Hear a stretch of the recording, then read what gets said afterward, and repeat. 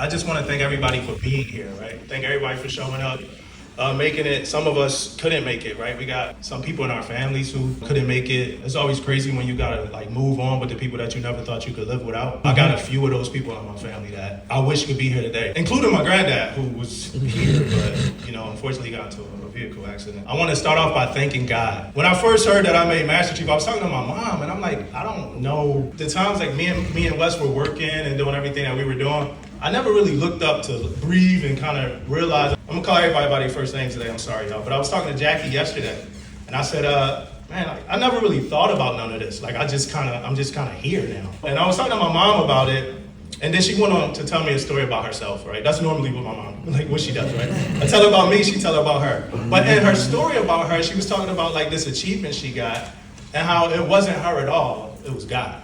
And I took from that, I was like, oh, she was talking about herself, but she really was talking to me, right? So I took from that and I said, oh man, everything I have, period, life, wife, family, daughter, all of that came from God. So I want to start off by thanking God.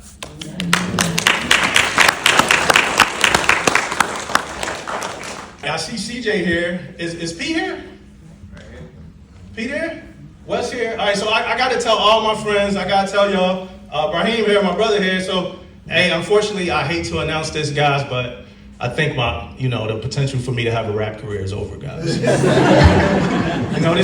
Navy thing is looking up. There's a lot of potential here, So, but since that's over for me, it is like one thing that they always did that I want to do. And it was called call and response, right? So they would say like, when I say, hey, y'all say, oh, then hey, oh, right? So what I want to do is, when I say it's not about me, it's like 80 people in here, right? So and we're not in Dogger Hall no more, so we're not going to get in trouble for this, right? I want, as loud as we can, for y'all to say, it's about we. So I'm going to try it real quick. It's not about me. It's about we. Here we go. My Aunt Cindy. So she traveled here from Florida.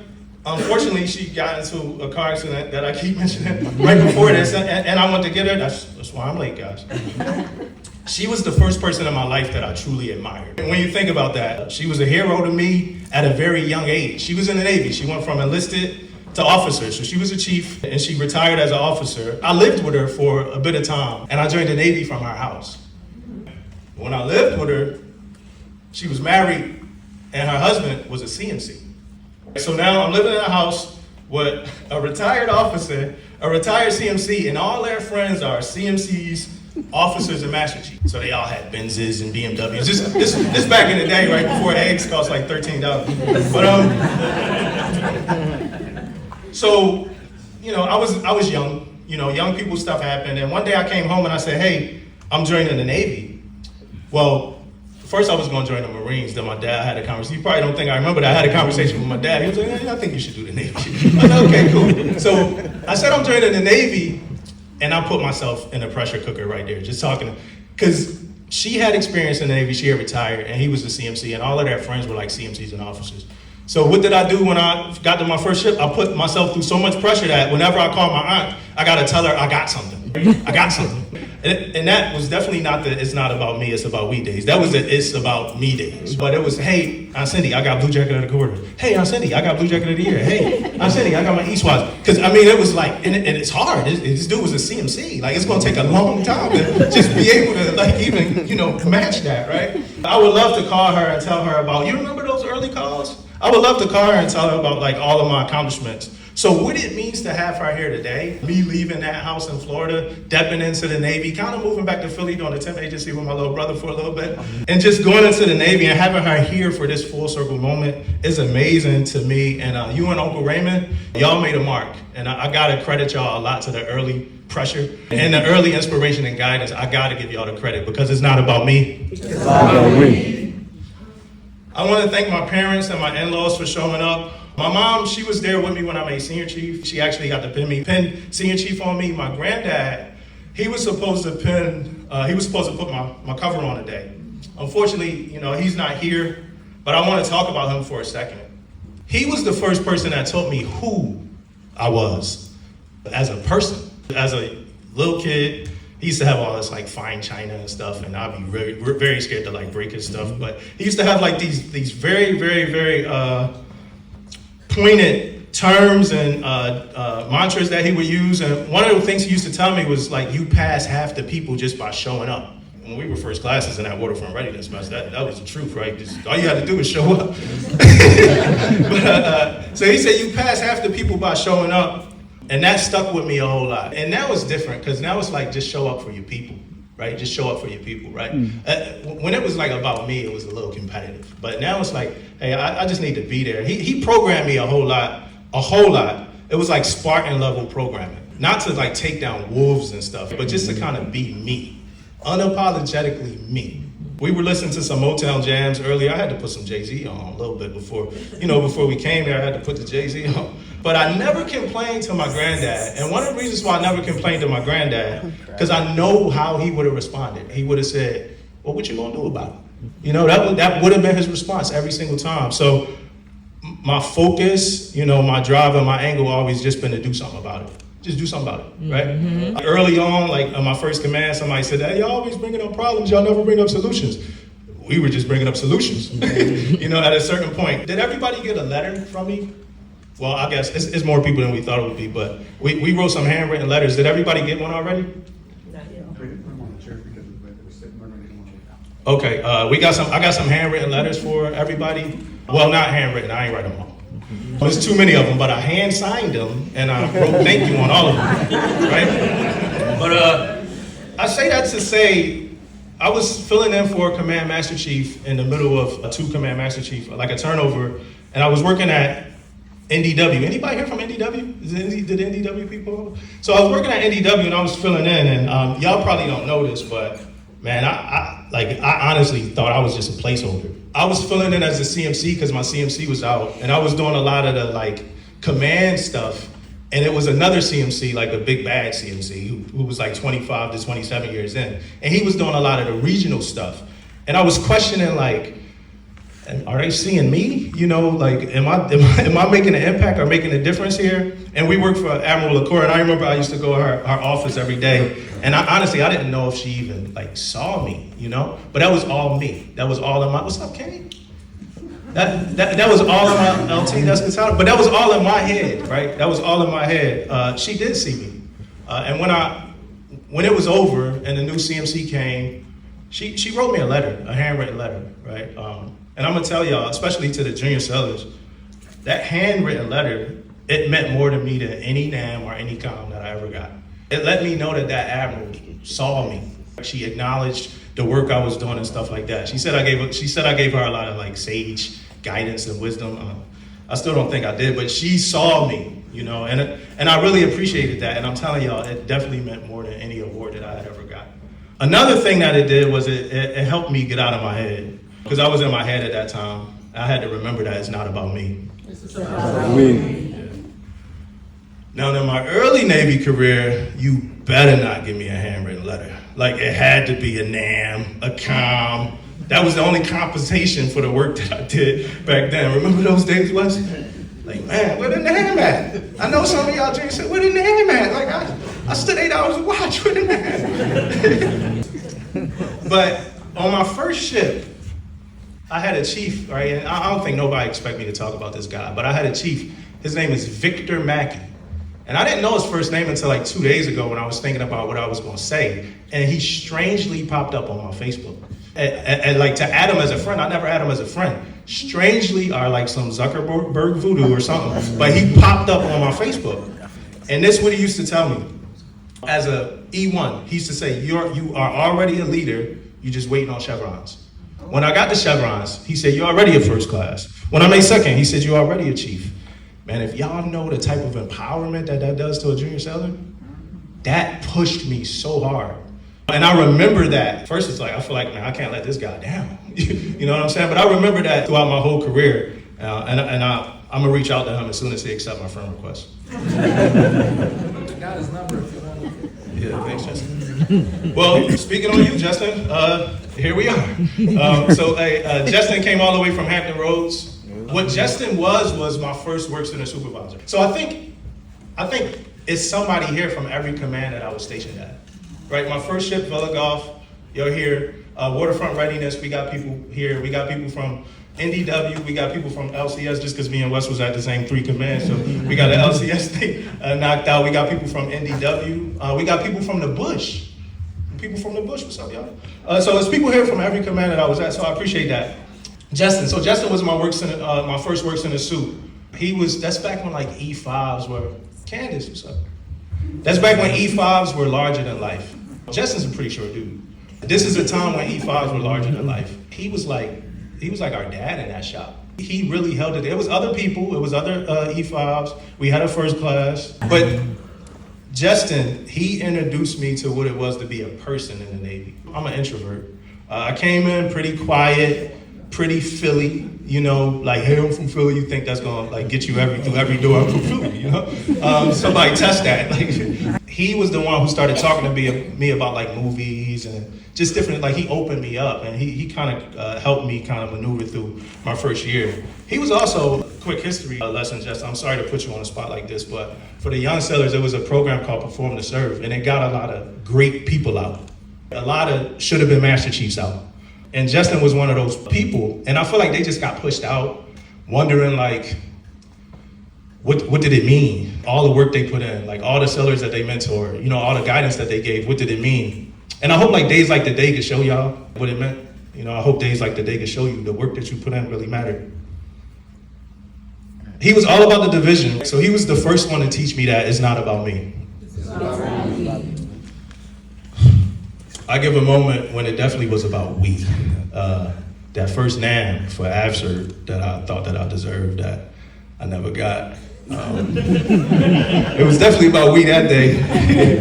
And I say that to say, man, life is like, this whole Navy career has been a journey. Who was I to think that I deserved a NAM? You know, I was cranking, still going down to the shop, doing work extra hours. Like, who was I to think I deserved that NAM, you know? No, but you live and you learn. And at the end of the day, when I left that command, I left in very high regard, and I left one of the greatest and most foundational experiences in my career. And that NAM never comes up ever, except for right now in my Master Chief speaking. Waterfront, thanks for the remarks, Wes. I appreciate you. It was real. I was a little afraid because I knew Wes was gonna have I'm retired, so I'm gonna say this line. And I'm just glad it wasn't too bad. You know? So thanks, Wes. But hey, so Waterfront, I want to talk about Waterfront. Remember when they told us that we were acting chiefs? We were the worst 2 people for them to tell that. But we was spazzing out at production meetings, snapping out. Like we were doing a lot, but we never really got in trouble. Like those people carried us. They knew we were passionate, right? But we wasn't passionate about the eval. We wasn't passionate about the NAM. We were passionate about our divisions. We were passionate about our work centers. We were passionate about our people. And no matter what we do, whatever we endeavor in, I know you'll still be like that. And you know I'm gonna still be like that. I remember one of the few times I got put at attention by our SEL. I used to get put at attention a lot. So the SEL put me at attention, and the reason why, reason why is we had a Sailor of the Year who was leaving, right, at the same time. So she got Sailor of the Year, and then she was leaving like 4 months later, and they didn't think that she deserved a NAM for an end of tour NAM. And me, Andamo McCullough, I thought she did, you know, and I was fighting for her to get the NAM because to me it was separate than her Sailor of the Year NAM. The reason why I was fighting, because she came up to me one day, and I remember he came up to me, and he was like, "Why are the sailors going to you?" And I said, "They know I'm gonna take care of them." I said, "The real question is why they not coming to you?" You know, and I got yelled at a little bit more. But I never cared about that, right? Because I was always connected to the purpose, and the purpose was always the sailor. I'll crash out for the sailor, you know. I'll jump off the cliff for the sailor. Because it's not about me. It's about we. Mom, remember when I used to call you like every day, like twice a day on the way home from a job, a place? That was this place. Right. It was some tough days. 13-day like work weeks on shore duty, stuff like that. It was a lot. That was here. So all the phone calls you got, that was here. So look around, this is the place. But I will say that Miss Marilyn Lewis, and thanks for the words, I appreciate you speaking for me. They held me down. They really did. And not for services I needed for them, but volunteer opportunities, and I didn't even know she remembered all that. Back in those days, we used to be all over the place, creating programs, starting stuff. So the Fleeting family here that I always say is the best Fleeting family that I've ever been. Sorry for anybody from any of the other commands. This is the best Fleeting family in the Navy. But they really held me down. And if any tour that I had would have got me out the Navy, it would have been this tour. This would have been it. The rap career was close to budding. Like, this would have been it. My mom pinned me to senior chief, like I said, and a couple words about my mom. I learned servant leadership from my mom and open communication. Right, and I also learned a questioning attitude. My mom, she questions everything. For the better part of my life, she raised 3 kids. She had 2 jobs, and that was a lot. You know, it's just a lot. Like when I'm thinking about just me and Angeline trying to take care of Amari, I saw Amari just throw up there, right? But when I'm thinking about that, and I think about just how hard it is just for us two to take care of one baby, and I think about one woman taking care of 3 children that's growing into their teens and then still having to work 2 jobs, having to be there to support the family. And I mean like the mean streets of Philadelphia. It's a lot. And I have to like salute you and applaud you for that, right? She did that for a lot of years.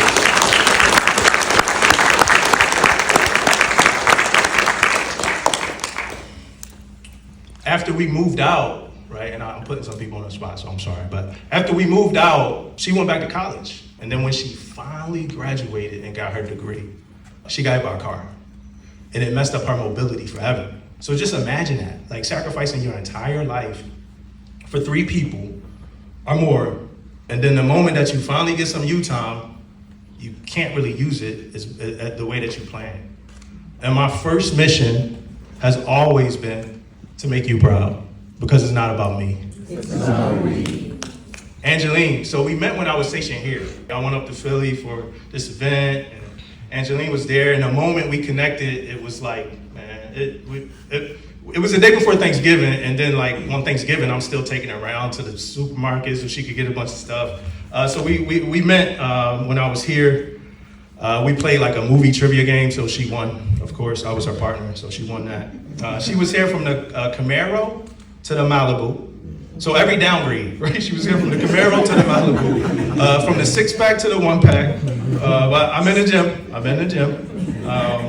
And she's experienced, we have experienced some hardships, right? We lost a baby and a couple other things.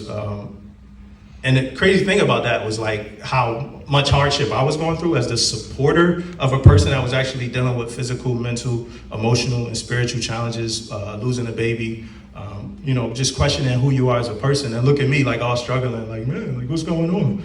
And it was her. Eventually we did have a beautiful baby.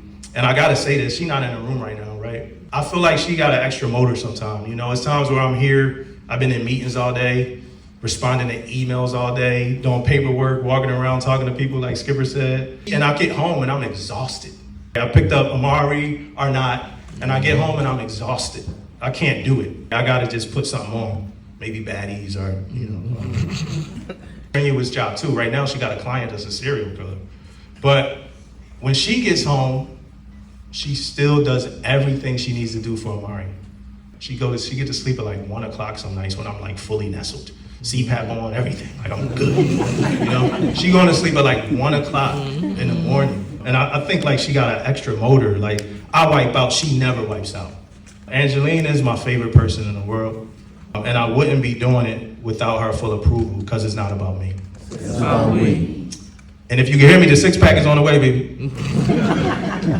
All right, we gave my dad the SEL badge, right? The reason why did my sellers give you the SEL badge? Mm-hmm. Yeah, so the reason why he got it, when I first, you go to school, you go to like a 10-day school to be an SEL, stuff like that. I think it should be longer.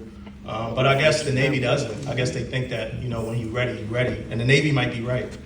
I remember when I first got here, I was tested, right? And I'm not gonna go into like too much of that, but faith, thoughts, morality, stuff like that. It was a test. I was tested. It was one of those tests that, where Mary at? Oh, for real. Marion being Marion. It was one of those God tests. And I had to call my dad, and because I didn't have it all together. When I call my dad, I always kind of act like I got it all together though. But I didn't. And he gave me a McPon level mentorship dissertation that day, right? It was great. I was on the way home. I was stressed out, thinking, and I was very new here at this command.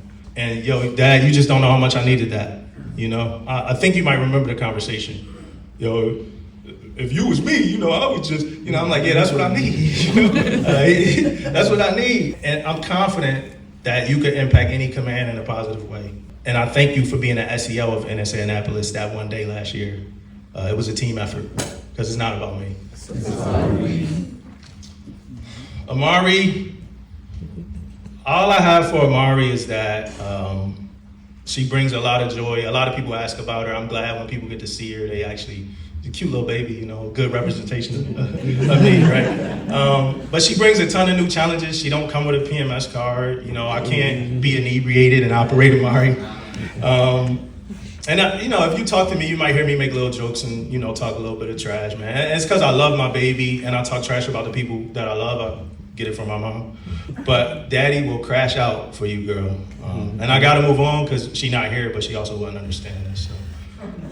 For my in-laws, my mother-in-law, I just said Angeline was the best person I know. My mother-in-law is the sweetest person I know. I had another thing in here earlier, but I didn't want to cause no trouble in the home. But my mom, thank you. I've worked out every day for the last 14 days, and it's because she's been there. And that's what she do. She like on a tour just to make people, it's like Touched by an Angel. Y'all ever saw that show? She just go on a tour and just make people's lives better. I promise anybody in this room, she will make your life better. Just a great person. He ain't lying. Yeah, just a great person, I promise y'all. And my father-in-law's here, and he's a praying man. And every time we pray, he says something about me that's like super like on point. Like, yeah, like your left knee on the right side might be hurting. I'm like, how does he, is Angeline telling him everything? You know? But just so intentional and the best, I don't know if this is a word, but the best prayer that I know. And I thank you for always keeping me in prayer. Thank you. Speaking about prayer, it was no doubt about who I was going to have lead us in prayer today. It was always going to be Marion. If y'all don't know, Marion leads us in prayer every day already. And I thank her for that. Also, like she's doing right now, one day here, I was experiencing a health concern, a major health concern. It was my blood pressure, just to be pretty transparent. I remember I took it to my captain. He was like, man, those are rookie numbers, you know? She was with me the whole time. I mean, Angeline had been with me for like the last, because it was a couple days happening. So Angeline had been with me for the last 2 days. Marion took over. She took me where I needed to go. She made sure I had some food, some substance, and she just really, really was there for me. And she did it because it's her, you know? She wasn't gonna get nothing from it, but like me mentioning her in this speech right now, but that's just who she is as a person all day, every day. Captain, thanks for the words. I appreciate it. I didn't even realize that you remember some of that stuff from that first check-in. Thanks for remembering the framework. And I'm gonna keep that framework. It's funny because your approach and my approach to how we was about to speak about each other is pretty much the same. One of the first things that you told me was, I would rather tell you to stop than tell you to go. I'm telling y'all, that's the kind of captain you want if you're a leader. If you're a chief, sailor that's on the move, that's the kind of captain you want. I'd rather tell you to stop than tell you to go. And I hope I haven't let you down in that regard. Another thing you said, well, we pretty much had a conversation that centered around me being where you're not. Like, hey, make up in this space, make up in that space.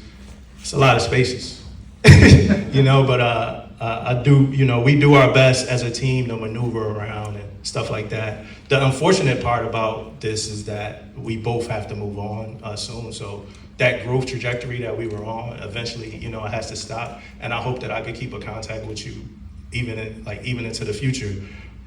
The last thing I want to say, and it's kind of unscripted, and I told you this already before, if you don't know, and I think you all do, Captain Schwartz is a family first guy. I can't see one sailor, you go to commands and sailors like, hey, my leg hurts, but my command is gonna make me go. Like, that's not Captain Schwartz. That's just not the life that we the lifestyle that we have here at NSA Annapolis. If you got something going on, somebody in your family got something going on, take care of it. Take care of your family. It's been many a day, and I'm hard on myself. It's been many a day where it's like, man, Amari just threw up on the stage at my CMC. I need to call Captain Schwartz and hey, take care of your family. Take care of your family. So I appreciate that, It takes a lot of pressure off me, and it's good. It feel good. I know a lot of the junior sellers know, it feel good to know that you could call somebody and tell them that you can't make it and the reason why, and they understand. First, they challenge, right? So I appreciate you for that, sir. NSA sellers and staff. My sellers are MAs, so they get to see the worst of some of the best people, right? That's just a part of the job, right? You get to see the worst of some of the higher ranking people, just some of the best people, right? I wholeheartedly love and care about every single one of you, wholeheartedly. I respect what you do and appreciate who you are. And I thank y'all for giving your all. Y'all are amazing. I wouldn't have wanted anybody else to pin me for a CMC. All right, so thank y'all. I'm almost done. Staff, right? For the staff, just everybody, right? I'm amazed by our team, right? I joke about it. Rebecca heard me joke a million times about it. I tell people, I think these people here got 8 arms, you know? When I leave here, I think it's duplicates of these people here because we get a lot done with a little. I'm sorry, NDW. But we get a whole lot done with a little bit. I don't think none of the big wigs here, so I ain't about to get in trouble. I'm talking about the NDW big wigs.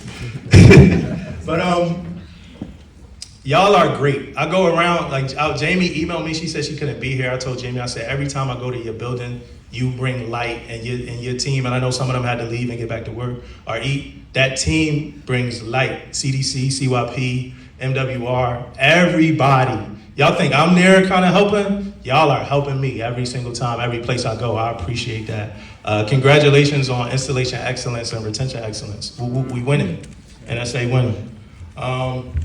Chiefs, y'all know what it is, right? All day, every day, whole mess. Y'all know what it is. We better be out there leading sellers, right? I'm happy I got to do this with y'all for this little bit of time. I can't always go to the thrift shop. I live like 50 minutes away and got a 16-month-old baby, but I'm happy that like I get to be out there with y'all. It's some other stuff, but you know our stuff don't really appear in print. So thank y'all. I appreciate y'all for everything that y'all do. Senior Henderson, Chief Lansing, and Chief Roberts. They really put this thing together. A lot of last minute stuff happened. The building was hot. The accident that I mentioned a few times. Just a whole bunch of things happened. Something happened last night where I think Chief had a long night. But hey, man, y'all did it. I appreciate y'all. Thank y'all for this. Y'all really, y'all, also I had to say I thank y'all for making me a Master Chief, right? Y'all made another one, right? Yeah, hey, it's not about me. It's about me. All right, and this is it. For the young sellers, See me? if you over there getting it, keep getting it, right? You might feel like your work is unnoticed, right? Like you was cranking during AFSR and still working with your division and they all got NAMs and you didn't. Justin gonna kill me. Oh, I forgot to say this. Leah's here. Leah's my first brother from a division. And Lee has made fun of every rank that I made since he got out the Navy. Oh man, you made first class? Come on, man. I thought you was getting out. You made chief. Can't wait to hear what jokes he got right now. All right, back to the young sellers. It might feel like your work is unnoticed, right? In the words of Chief Mackey, you are already a leader. The Navy is just catching up with you. Self-study is a lost art. No one cares more about you than you. I always say I might be a close second, but trust me, it's you. You get adversity, work through it. You get wins, stop for a second, celebrate your win, get back to work.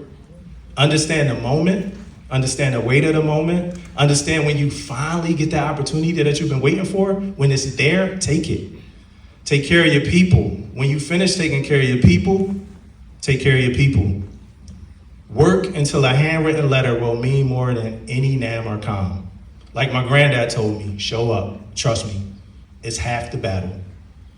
When you start to get those wins, don't forget to look in the mirror and remind yourself, it's not about me. It's about me. Thanks for making the day possible.